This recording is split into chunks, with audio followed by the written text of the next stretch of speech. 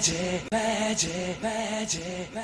you please put your hands together and give a warm welcome for Reichardt, the incredible, the amazing. You have seen him perform. Now he's here to tell you about his performance. Big round of applause for 2, 3. The rabbit, you are. Real magic!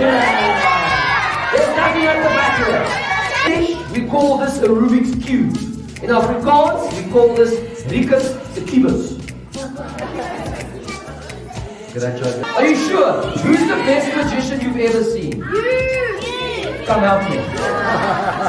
I'm going to start off with the following saying, and we all know this. What works for me maybe won't work for you. But the stuff I'm going to talk about, it's been working for me for over 20 years. So I've got a little bit of data regarding what I'm going to talk about. But I want you, this lecture works like this. I say something, you can put your hand up, you can ask me questions, you can challenge me into that. You need to ask yourself the following question. What are you selling? Because that will connect to this. If you think about Ferrari, what do Ferrari sell? They sell status. Okay? What do Disney sell? They sell memory. Thanks for the opportunity.